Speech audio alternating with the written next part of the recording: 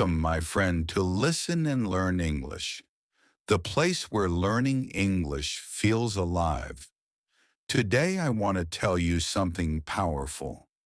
You don't need boring grammar lessons. You don't need long vocabulary lists. You only need one thing, a story, because stories are not just words. They are worlds. When you listen to a story, you don't just learn English, you feel it, you see it, you live it. So sit back, relax, and open your imagination. Let's begin your journey through the magic of words. Learn English with stories, the power of imagination. Many learners believe that learning English means memorizing words, repeating grammar rules, and doing exercises. But what if I told you that the easiest way to learn English is the way you learn your first language? Through stories. Stories are not just entertainment, they are bridges connecting your mind, your emotions, and your language. They help you feel English, not just read it. Let's begin a journey together.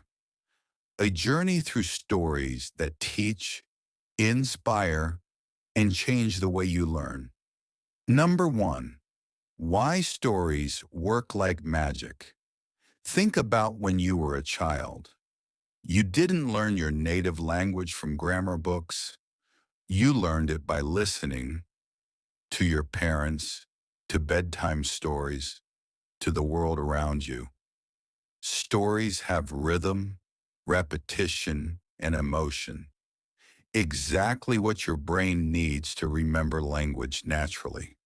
When you read or listen to a story, you don't just learn words, you learn context. You don't just memorize grammar, you feel how grammar works. You don't just study English, you experience English. Stories are not lessons you read once and forget. They stay inside you, living in your memory and growing with your imagination. Number two, the story of Mia, learning through feelings. Let's start with a short story, a story that shows how emotions make language stronger. The Little Steps of Mia. Mia was a shy girl who always wanted to speak English. She watched movies and listened to songs, but she never spoke. Every time she tried, her heart beat fast and her voice disappeared. One day she met an old woman in the park reading a small English book. The woman smiled and said, "Would you like to hear a story?" Mia nodded. The woman began reading a simple story about a small bird learning to fly. The bird was scared, but every day it tried a little more. One wing, one jump, one breath. Finally, it flew into the blue sky. When the story ended, the woman asked, "So, Mia, what do you think this story means?" Mia said slowly, "It means, if you try every day, you will fly too." The woman smiled. "Exactly. Now you spoke your first English sentence from your heart, not from a textbook." From that day, Mia read one English story every night. Each story gave her new words, new courage, and a new reason to believe in herself. And one evening, she realized she was no longer afraid to speak. Her English voice was alive, strong, simple, and beautiful. Mia didn't become fluent because she memorized grammar. She became fluent because she felt the stories, because she connected English with emotions. That's the real secret. When you feel a story, your brain opens its doors. And once it's open, learning never stops. Number three, learn vocabulary naturally from stories. When you read stories, You meet words inside real sentences. You see how they live with other words, how they move, and how they change meaning. For example, if you learn the word fly, you might remember it for a day. But if you read the story of the bird who learned to fly, you remember it forever because now fly's not just a word, it's a feeling, it's freedom, it's courage, it's Mia's bird. So instead of memorizing lists, collect stories.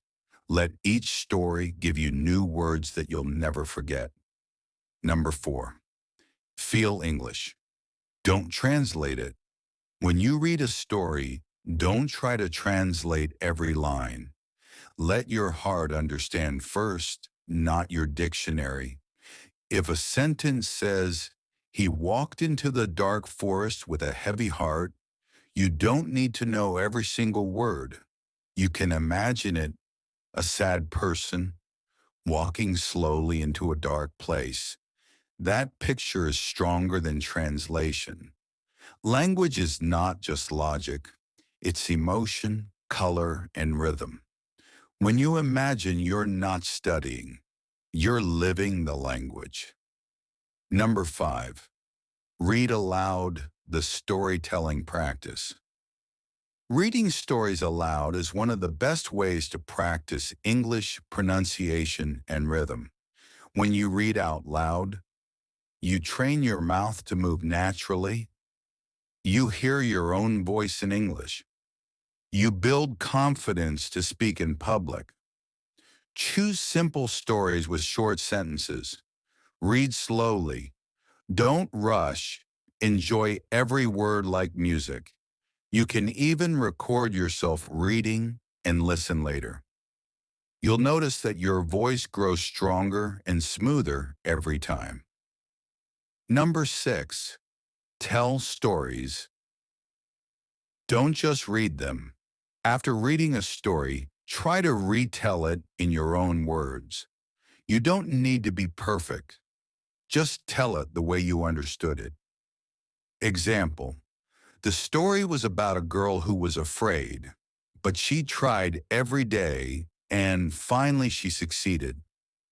When you tell stories, you become a storyteller, not just a student. You start using English creatively, like a real speaker. Your grammar improves naturally, and your vocabulary becomes part of your speech. Number 7, listen to audio stories every day. Listening is like watering your English garden. Each story you listen to plants a new seed of understanding. Listen to stories while walking, cooking, or relaxing. Even if you don't understand everything, keep listening. Your brain is learning silently, building patterns in memory. Over time, you'll start understanding more without effort. You can find great story podcasts or YouTube channels for English learners. Stories that are simple, slow, and full of feeling. Number 8, live inside the story. When you read or listen, don't stay outside the story. Step inside it. If the story says, she walked through the rain, imagine you're walking through the rain too. Feel the drops, the sound, the smell of the air. If the story says he felt proud, remember a time when you felt proud too. When you connect the story to your life, the words stop being just words. They become your experiences. Number 9, create your own mini stories. You can also write small stories yourself, even 2 or 3 sentences a day. Example, today I was tired, but I still practiced English. That's my small victory. My dream is to visit London. When I go there, I will speak English with everyone. These short stories are powerful. They remind you that English is not a subject. It's your life, your dream, your story. And one day when you look back, you'll realize you didn't just learn English.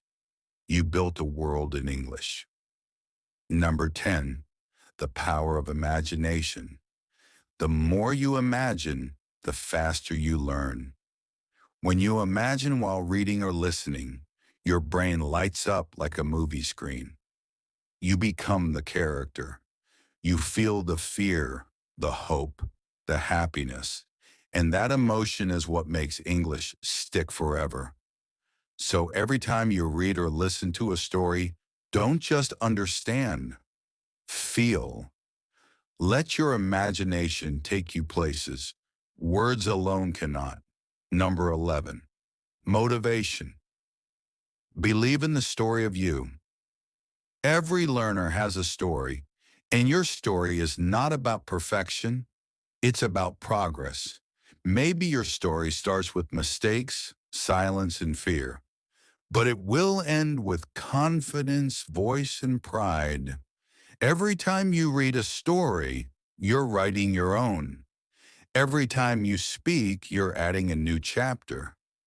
So believe this, you are not just learning English, you are becoming the hero of your own story. Final thoughts. Learning English through stories is not just an easy method.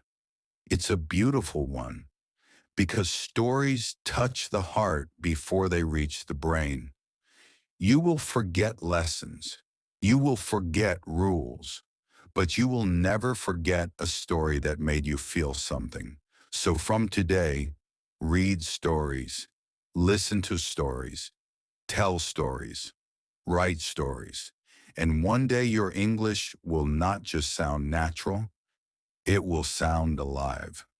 Every story you listen to builds a bridge in your mind. Every word becomes a seed that grows into understanding. You are not just learning a language. You are writing your own story in English. So keep listening, keep reading, and keep dreaming. Because one day you will look back and realize you didn't just learn English, you became part of it. Thank you for joining me, my friend, on Listen and Learn English, where stories teach, inspire, and connect us all. If this video touched your heart, please like, subscribe, and share it with someone who loves learning through stories. Keep learning, keep believing, keep imagining, because your story has just begun.